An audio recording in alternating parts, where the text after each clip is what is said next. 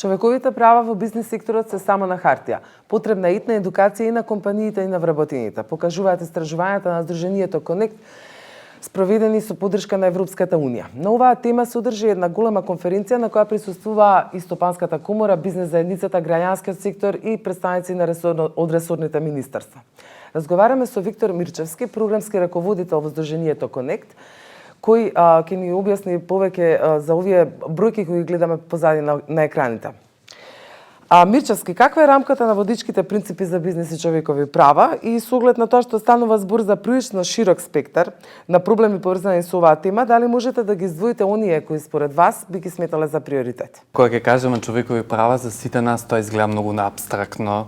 Некој нешто кажал, не знаеме изгледа абстрактно или пак некој веднаш асоциацијата и акцентот пага на работничките права, кога ќе се споменат компаниите. Затоа всушност и водичките принципи за бизнисот и човековите права што Обединетите нации ги носат во 2011 година.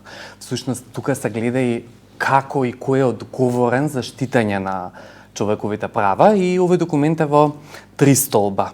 Едниот се однесува на државата, што таа треба да направи за да ги штити во рамки на своите ингеренции што се однесуваат на бизнис секторот и работодавачите. Вториот се самите бизнис ентитети, корпорации, организации и третиот столб е што е она што е правен лек. Како, доколку нешто не е во ред, треба всушност да се надокнади штетата. Ајде да почнеме од тоа, кога вие почнавте со истражувањето, колку компаниите беа расположени да соработуваат, односно да ви пласираат податоци и да разговараат воопшто на оваа тема? Методологијата на истражувањето има две оски.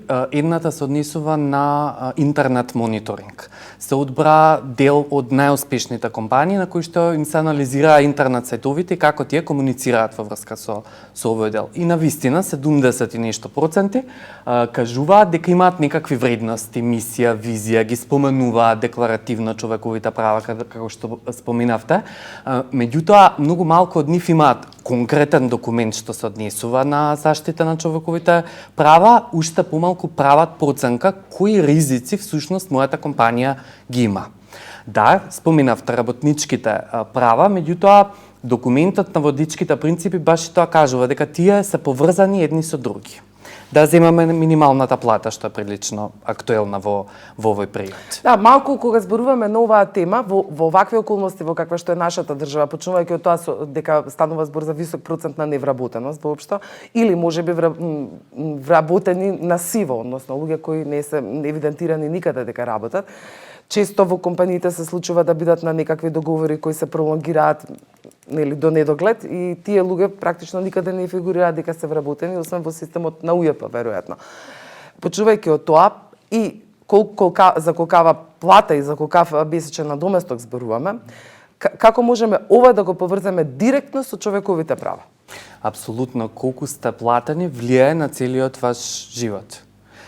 Всушност и затоа се донесени овие принципи за да се утврди соодветно одговорноста. Например, лица во Африка е платено под минималниот праг на живот.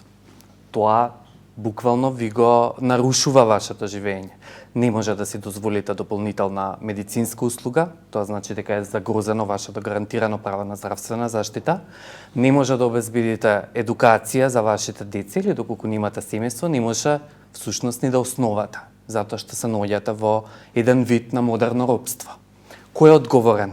Дали работодавачот, кој што всушност исплатил таков тип на надоместок, или пак државата, што го ставила прагот многу понизок. Водичките принципи велат и двете страни и на тој начин се прави балансиран механизам на одговорност кој понатаму навистина мора да се претече во пракса. За некои индустрии всушност некој друг сет на права ќе бидат реално приоритетни. Например, ако земам Лего компанијата што прави коцки, таа прилично работи со УНИЦЕФ и со други ЮН агенции на создавање на безбедни интернет игралишта. Игралиштата сега се селат од физичките простори на интернет, така што тоа е цел сет на правата на детето. Дали интимноста е загарантирана, Дали имаме ли заштитни механизми да не дојде до комуникација од трети страни? На кој начин се користат тие податоци? Како тоа влијае на растот и развојот на детето? Значи има многу Така, суптилни... тоа е компанија која има нели високо реноме, долгогодишна традиција и таа се однесува во случајов општествено одговорно. Меѓутоа, како стојат нештата кај нас? Ајде да се вратиме повторно или пак ако можеме да направиме некаква споредба барем регионална во однос на тоа колку се општествено одговорни компаниите, колку ги почитуваат правилата и колку самите се свесни за ризикот што го преземаат кога не ги почитуваат елементарните човекови права, почнувајќи од тоа да обезбедат основни услови за работа, до тоа колку ќе биде месечниот надоместок. Како што вие рековте за текстилната индустрија или градежната индустрија, имаме дејности каде што оваа ситуација е многу алармантна и често пати во медиумите слушаме разни случаи. Меѓутоа, не можеме да ги занемариме и таму каде што тоа не е толку евидентно, меѓутоа нели се случува здравствената заштита на вработените внатре во компанијата, колку тие се чувствуваат добро, колку се за сметка на тоа што некаде обавуваат задачи кои се можеби за повеќе од еден човек, економичноста на работодавците, ако земеме предвид во однос на вработување на луѓето. И сето ова каква слика има за Македонија споредбено со регионот.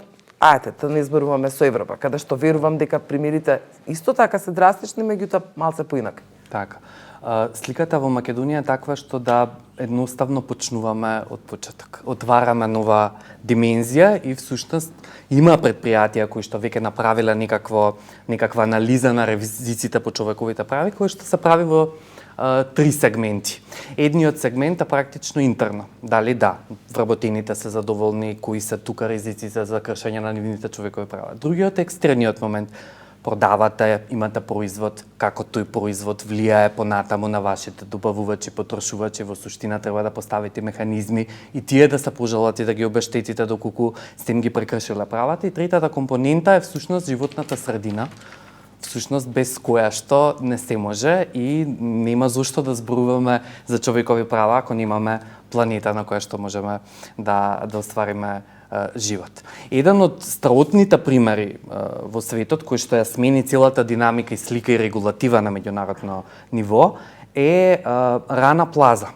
Тоа е огромна фабрика во Бангладеш, 5 текстилни фабрики. Предпоставам дека сите ние имаме парчиња од брендирана облека за која што всушност тие работеле и шиеле. Одеднаш едноставно колабира објектот. 1100 жртви, 2500 повредени. Во овој случај, она што е заклучок од сето тоа е дека 40 лица се водени под истрага и веќе има пресуди за убиство со умисла. Затоа што и правните ентитети се еднакво одговорни како индивидуалци пред судот и всушност покажува баш еклатантен пример како се минува целата динамика. Државата во тој случај реагирала, предупредила дека има погнатини, меѓутоа работодавачот едноставно присилно ги терал работниците во објектот. Тоа се последиците на модерното робство. Не е тоа толку далеко исто и кај нас. Го знаеме и меѓународниот извештај кој што влезе во текстилната индустрија, кој што покажа дека текстилните работнички кај нас всушност работат во мизерни услови, работат повеќе 10 часа дневно, на минималната плата што за нив всушност претходно не ни важеше. Така што на вистина е ситуацијата таа минимална плата која дополнително го загрузува нивниот живот со висината која има, со која не може да обезбедат ништо. И во овие случаи кој треба да одговара? Повторно рековте, одговорноста е и на компаниите и на државата. Меѓутоа таму каде што има драстични случаи, каде можат работниците да се жалат? Видете, едноставно кажано. Нашата држава има поставено правни механизми кои што се меѓународно апроксимирани со легислативата и кои што се соодветни. Имаме секако институција омбудсман, каде што можат луѓето да ги бараат своите права, таа не може да реагира директно кон бизнисите, но може да го проследи случајот до други ингерентни институции, може да се пратат инспекции, инспекцијскиот надзор е многу битен. Идентификувавме дека во суштина тука фалат малца повеќе капацитети за тоа да може редовно да се следи и да се унапредува. Механизмите постојат, меѓутоа мора да се користат во пракса и мора самите работодавачи да се свесни дека доколку сакате да градите модерен бизнис, едноставно ова прашање не смее да ви одмакне. Прашање на свесност говориме тука, да истата таа треба и работниците, нели, подигнување на свеста на работниците колку и како ќе бидат нивните права. Меѓутоа во услови повторно се враќаме каде што ставката на невработеност е толку голема, веројатно свесноста е таму каде што е. Меѓутоа, што правиме со оние компании кои кај нас постојано се зборува дека имаат поволна бизнес клима за привлекување на странски инвестиции, имаме многу странски компании, да посочиме примери како Drexel, Meyer и така натаму. Овие работници, доколку се нивните работнички права бидат скршени, дали тие можат да се жалат до матичната земја на компанијата и дали ќе одговара работодавецот по правилата и правосудството на таа земја или пак имаат право само кај нас? Не одветовте во третиот столб, практично во правните лекови, и тоа е навистина интересно во водичките принципи за бизнес и човекови права, што државите можат да прошират својата юриспруденција. Тоа значи дека тие се одговорни за компаниите што се формирани на територијата. Меѓутоа, одговорноста може да се шири, да речеме таков е примерот со Обединетото кралство, со Швајцарија, повеќето напредни европски демократи, каде што тие се одговорни за нивните активности надвор од земјата.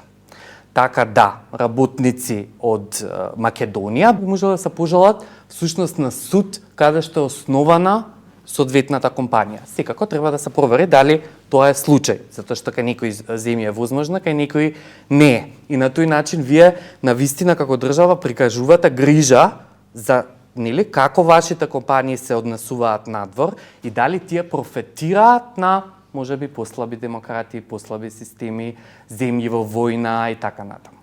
Меѓутоа, доколку се докаже дека е така, еве како што го спомнавме, поточно вие ќе го објасните примерот со Apple, тоа се компании со голем рейтинг.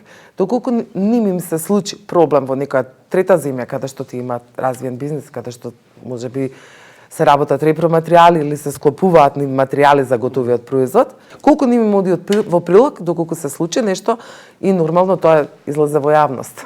Да, чисто се разговара во суштина дали нели ви се исплати да правите такво нешто. Да. Во секој случај не. Затоа што бизнисот е тука да остане долгорочно. Срушената репутација едноставно многу значи, навистина се милионски суми на оштети. Го следиме случајот на Apple, значи во тој пример интересно е како всушност вие сте одговорни за вашиот ланец на добавувачи. Значи не е битно само тука што произведувате, туку и тие што добавуваат за вас, какви услови имаат и какви стандарди и како ги штитат тие човековите права. Во овој случај, да, се прават делови или цели производи на Apple во Кина и всушност тие се во толку мизерни работни услови, да, има и 18 обиди за самоубиства и експлозии на работни места, значи разноразни катастрофи. Компанијата тоа многу ја чини затоа што во моментов испраќа независни ревизии и инспекции за всушност да се утврди колкава е штетата и што понатаму треба да се прави. Американското право ги држи еднакво одговорни како тие да го направиле тоа дело. Ако го земеме во предвид и тоа што овие компании, се зборуваме за странските компании, меѓутоа тоа едноставно се надоврзува само по себе, освен човековите права, кога говориме за работничките права. Што правиме со човековите права? Како една компанија неодамна веќе се замина што менаџираше Дрисла кај нас, која се однесуваше крајно неодговорно, како се имаше и процес кој докажа дека тие воопшто прво не ги исполниле условите према државата за кои ги ветија. Колку тие како се однесувале према самите работници, тоа е веќе друго прашање, меѓутоа сигурно е утврдено дека тие беа опасно загрозување по човековата околина. Исто така, сведоци сме и на компании кои доаѓаат овде да ископуваат руда, односно во тешките индустрии. Неодамна се прекина еден таква компанија ја загуби концесијата Euromax Resources, бидејќи веројатно и најмногу заради освен од притисокот на местното население, заради документот кој требаше да обезбеди сигурноста по животната околина, а истиот со години се води како државна тајна.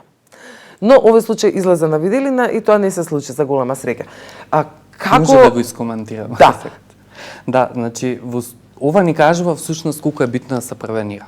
Нели, сите сега зборуваме за случаи, зборуваме за што се случило, како се повредило, меѓутоа, ако има добар превентивен механизам, ако навистина тој документ се проверил, ако се направила проверки однапред, немаше да дојде до ова. Така, губи компанијата.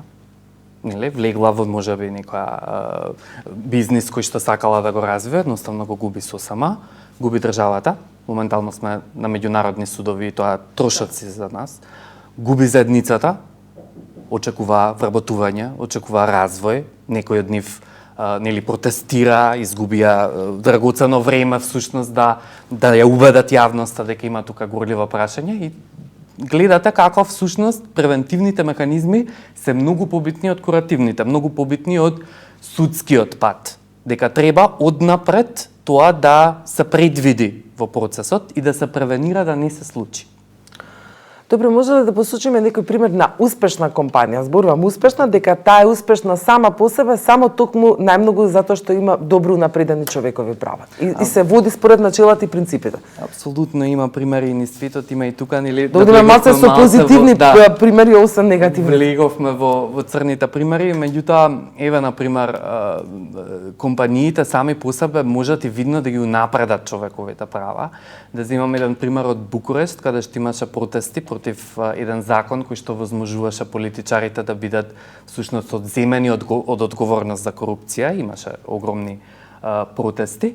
Приватна градинка ги отвара своите врати после работното време, дури да ги остават родителите децата да преспиат, за тие да си го остварат своето право на демократија и на израз, за да можат да протестираат против ваквото решение. Значи, или давање во делот на природни катастрофи повеќе опток на интернет и сето тоа може да спасува животи. Ако замислиме дека една компанија може да измисли лек за ракот, тоа ќе значи навистина големо напредување на правото на живот, на правото на здравствена заштита и така натаму.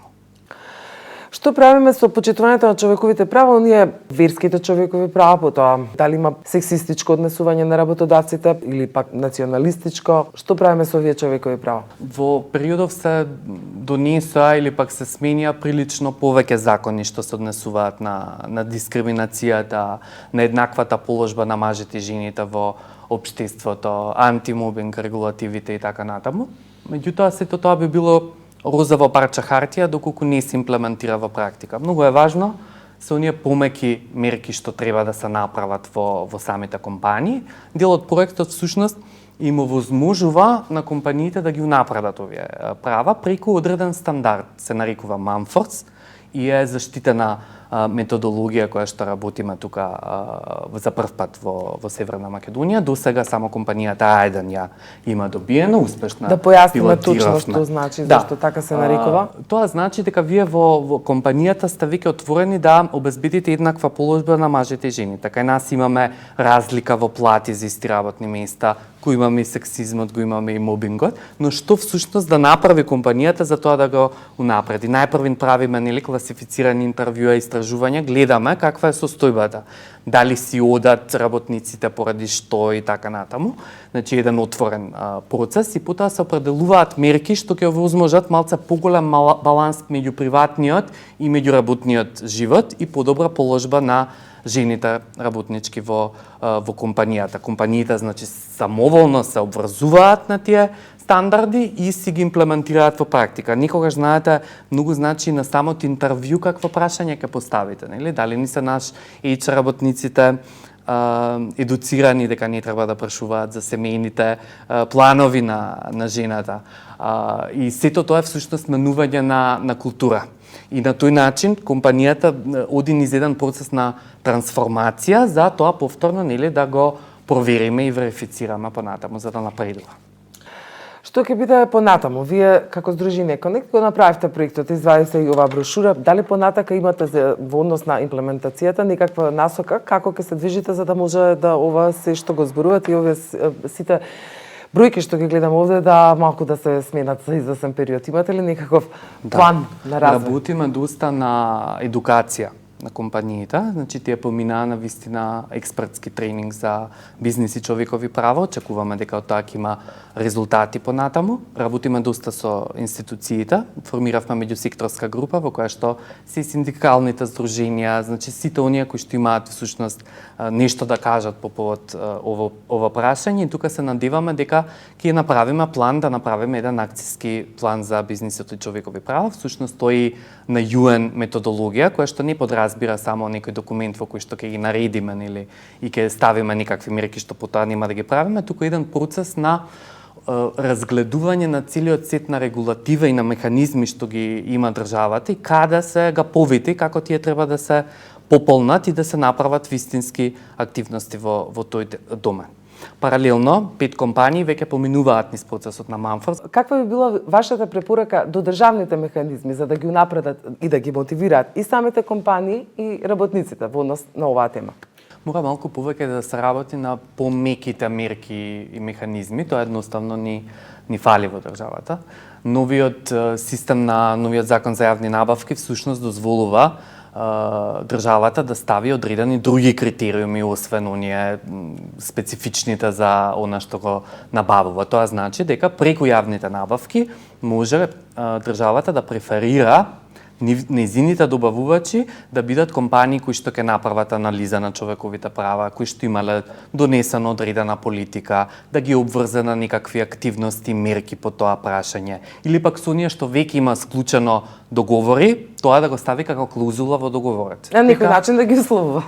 На некој начин да им даде мека мерка за тие да оправдаат зошто добиваат државни пари, што е еден добар механизам што функционира веќе во земјите. Или преку лиценцирањето, преку се она што е контакт со бизнис секторот на државата всушност, а не е само закон и инспекција. А и да не остане истото декларативно, бидејќи имаме на некој начин сега мотивирање од страна на државата со тоа што велат ќе им дадат на компаниите, ќе покријат известна сума од осигурувањето на работниците над прагот од толку и така натаму, меѓутоа кога ќе се направи вистинската и реална математика, тоа ништо не значи. Повторно се сведува на еден известен популизам и декларативност во која човековите права се губат повторно низ лавиринтот. Да, ама кога зборуваме за механизам, тоа значи дека тој би се следело, би се проверувало, би се видело на Кој би го терен. мониторирал? Апсолутно државата и нејзините капацитети во тој дел. А едноставно кога вие сте договорно обврзан, веќе одиме и кон третиот столб, нели, кон правните механизми, вие сте имале веќе легална обврска за такво нешто. А што се однесува до правниот систем, таква регулатива и законите во овој домен. Верувам дека правници ги анализираа пред да почнете со истражувањата. Колку ке нас законодавниот систем во доменот на заштита на човековите права е добар? Тој всушност е и во процес на унапредување. Имаме нели различни закони, законот за дискриминација, законот за еднакви права на мажи и на жени, значи антимобинг регулативите, се она што подразбира социјална правда на хартија, значи постои.